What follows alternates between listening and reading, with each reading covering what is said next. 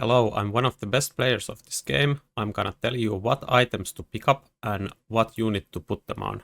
Some math before we get started.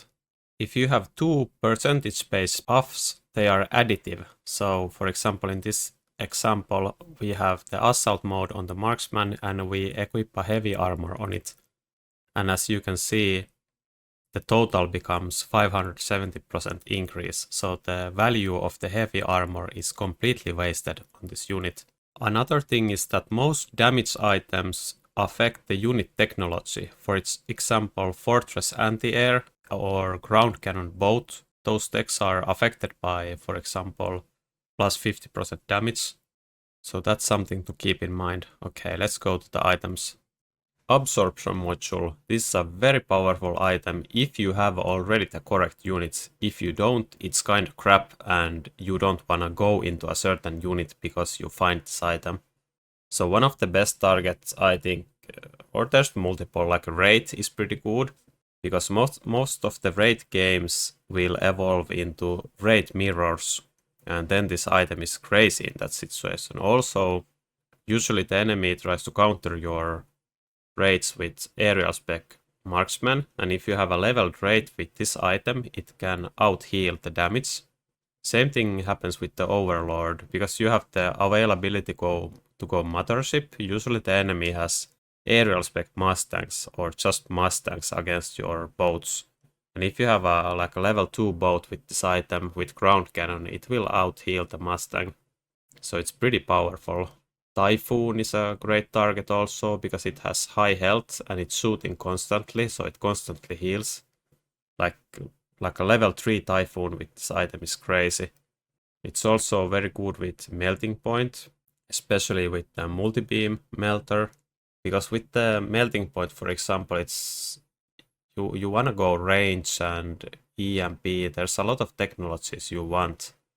And the SAC is pretty good, but it will become so expensive if you already have like two technologies. So getting this item cheap and equipping it to a melting point is really good. And the same thing doesn't apply to steel balls, in my opinion. I don't think this is a good steel ball item. Because steel balls, you kind of want to suck to all your balls, and you want multiple balls. And this doesn't stack, so it's not that great on them, I think. That's about it. I can't think of any other unit. Like Rhino sometimes is really good, like Whirlwind Rhino, but it's very niche case where you want to go Whirlwind on the Rhino. Obviously, most of the unit drops are fine with this item. Even like a level 3 Sabertooth can be insane. Then the Amp Core, and this is good item. You don't have to always pick this. The problem with it is that it doesn't have a clear role, so you need to have both attack and HP to utilize. So it's pretty good on like some giants, like boats, worms, fortress, and pretty good on some medium units like raids and scorpions who use their damage and health. Also Wasp is a solid choice, maybe even high-level Crawler, Sledgehammer.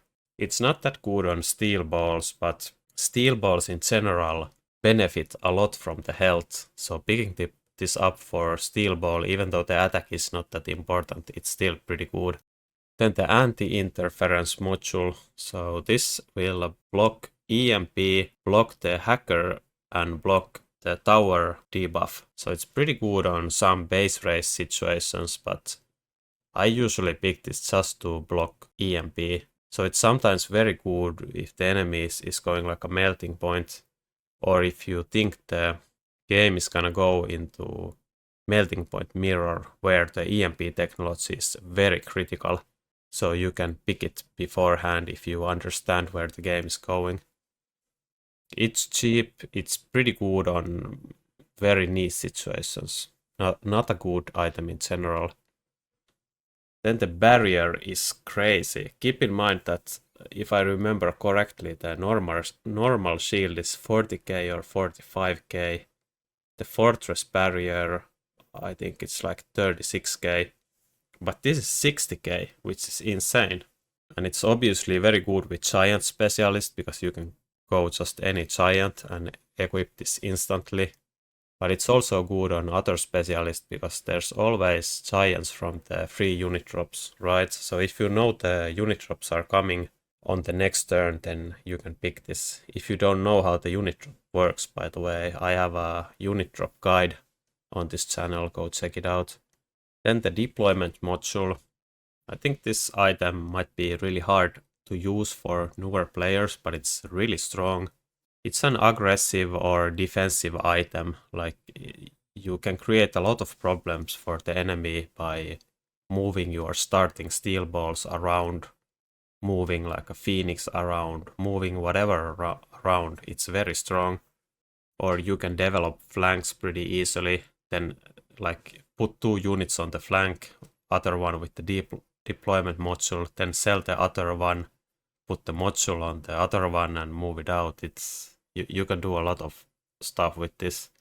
It's even good on long range games sometimes because you can pick a high level unit drop like a level 3 raid, put it on the enemy flank with the deployment module, then move it around next turn, then he needs to deploy all sorts of crap everywhere to deal with it. But usually if you are pushing or you are getting pushed, this is like must pick item, I think. If it's a long range game, not that important. Then the enhancement module, this item is insane. You need to look at this as an economy item. It's very expensive and you can make money with it by upgrading giants, then selling them. Like you upgrade a giant for free, sell it, then equip it to another guy, level it for free, then sell it next turn and repeat. But it takes a while to get going. If you see this early and the health of both players is pretty high, you need to absolutely pick this. You need to immediately go into giants because the giants provide the most value with this. Then the haste module, and this is pretty relevant. It increases the attack and the movement speed, so it's very strong.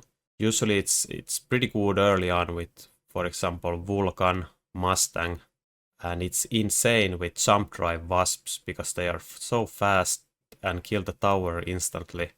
So if you are doing any kind of aggro plays, haste module on the wasp, very, very good. But usually if I see this, I look to buy Mustangs or Vulcans. Then the heavy armor, always a must pick in my opinion. You can, if you get it early game, if you start for example with sledgehammers and the sledgehammers level, you just pick this, put it on a sledge, it will create a huge problem for the enemy, or tarantula for that matter. Like it creates a unit the enemy cannot kill. Then when he tries to answer it, you can just sell the unit, pick up the item again and equip it on a high level unit drop guy that you put on a different position. It's very good. It's also crazy on steel balls on round 2. Basically good on every unit. But keep in mind that if you put this on a like level 2 giant or level 3 raid or something, the enemy will go into melting points immediately, so you need to prepare for that. Then the improved fire control system, like this is a Mustang item, Mustang or a Vulcan item, same as the haste module. I would always look to go into Mustangs when I see this item, if it makes like any kind of sense on the board. Very good also on for example a raid. And the thing is with both Mustang and raid, maybe it's easier to explain with raid, but the raid is a chaff clearing unit, right? It kills crawlers and fangs, and it's pretty bad versus for example sledgehammers. But when you put this item on it, it actually counters the sledgehammers, so it will like increase in roll. It now does double roll, same as with the Vulcan. It will just grill everything. So it's very good with those kind of units that shoot fast and are mainly for chaff clear. Then when they get this item, they just kill everything. Laser sight, really good item. The best thing about this is that you don't need to take range on a unit when you equip this. So if you have like a one Mustang, you can put this on it and you never need to take it, and you just see how the unit levels, how it goes. then you can go into more of them. And it's insane late game with, for example, melting points, because the melting points will outrage the enemy melting points or kill factories from afar. But the big thing is that you can make one unit very useful without investing in a technology to them. Then on a later stage of the game, you can decide, do you want to invest more into them or sell it out. Then the Nano Repair Kit, this is probably the best item currently in the game. Maybe, it's pretty hard to tell, but it's very up there. It's certainly like top 2. And so the thing is, you can equip this early game on a unit and it will make it unkillable. You can maybe prepare for the enemy to counter it with more damage, then you can beacon it to the other side. Then he needs to deploy all sorts of crap. Then you sell the unit, get a level 6 Sabertooth from the unit drops, put it on that, then it's unkillable. Then he needs to go melting point. It's like very big problems for the enemy. But like 95% of the time, pick this item. Then the photon coating, it looks better than it is. It is still pretty okay, but it's actually very hard to find value from the photon coating because your unit needs to be tanking right away. And usually there's like chaff in front and stuff like that, so it's not that easy to do. Probably best with like aggressive sledgehammers, aggressive steel balls, rhinos of course, sometimes raids even. Then portable shield, very strong item, especially because it will block one instance of damage like missiles and stuff like that. So I use this a lot with jump drive wasps, for example, because if you have like a level 2 wasp with this item, it will kill all the fangs that try to defend that position where you are beaconing, and the enemy cannot use missiles to defend against. So it's very strong. And it's also one of the best crawler items, by the way. If you have a high level crawler with replicate, either on the enemy flank or on the back of your base, this is very, very good item on it. Even though it might seem strange to you to equip this high cost item to a crawler, but it will create a lot of problems for the enemy. Also, like we talked about at the start of the video, that the percentages work, that they are additive, but this doesn't have any percentages. This just doubles the health, so it's very good on like assault marksmen as well, compared to like a heavy armor which you cannot put on them. It's also the best steel ball item because it will block one scorpion shot. Then usually they will get the beam going, get the suck going, and then they just don't die anymore. It's pretty crazy on steel balls. Usually these high health items are best on medium units, so they don't die to a single melting point.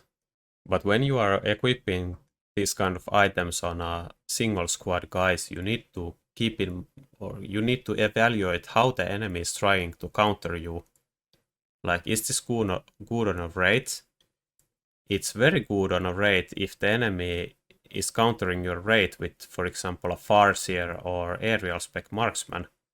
But if he has not yet committed into a counter, then this might be really bad because it will give the enemy an out to go melting point and kill your raids with it. Same with, for example, with giants. If the game is Fortress Mirror, you know it. The enemy has committed into forts, you have committed into forts. Then you need to level your fortress and put this item on the biggest fortress because it's very cost inefficient for the enemy to go a melting point because of it. And if he doesn't do the same, then your fortress just wins against his forts. So you need to keep in mind the situation in the game when you are equipping these items. Then the steel ball production line, like all the summoning items are pretty strong on the giants because the giants' biggest enemy is melting point, right? And this produces stuff in front of it, thanks for the melter. And obviously it helps a lot if the enemy has some units that are really bad against steel balls, like rhinos or even mustangs. You can go a couple steel balls yourself with armor technology, that then this item will summon armored balls and they will completely brick the enemy mustangs. And usually it's better to protect your giants a little bit, which has this item, like put it a little bit back, or if you're playing asymmetrical game, be sure to put it on the winning side. So when you kill the enemy tower, he kills your tower, you keep summoning the balls. Then the super heavy armor, it's very high cost. I feel like this item you need the setup for it. You just cannot take it randomly and build a unit that it's good with. It's very strong if you already have level steel balls. I think it's by far the best target for this item. But obviously, like, because of the things we talked about earlier, it's good on multiple units that just have a lot of health. But keep in mind, if you overcommit into something, melting point is gonna come for you. In the tank production line, this is basically the same as the steel ball production line. I think the tank production line is a little bit better because it produces more chaff. But that's about it, same reasoning. Then the Mustang production line, which is the worst of the production items in my opinion. And the biggest thing about this item is that it counters wasps, and with certain giant builds you are very vulnerable to wasps. Like if you go mass vulcans with marksmen, you are very vulnerable to wasps, and this will give you a good way to deal with them. Same with going like a melting point mirror matchup, for example, or melting points in general. It's very common for the enemy to try to distract your melters with wasps, and if you have nothing for the anti-air, picking this item might be really strong for you. So here you have them in the tier list format. So the Nano repair kit is the best, heavy armor second best, portable shield third best, and I ranked the super heavy armor pretty low. It could be maybe higher, and also like all of these items are basically in S or A tier, just because I kind of compare them with the cards, and you should pick the items actually very heavily, at least in like early game from round 1 to 5. And I rank even some very, very valuable items not that high. For example, the enhancement module is it could be the best item in the game, like for sure. It's so strong. It's like you will win so many games with this single item, but it's hard to get into, so there's less use cases of it, if you know what I mean. But like Nano repair kit, heavy armor, you have always use for it. They're so cheap to pick up, so there's no risk. So that's why the tier list looks like this. That's all the items. Thanks for watching. I have a lot of guides. I'm going to make a lot of more guides, so subscribe if you want to see them. Goodbye.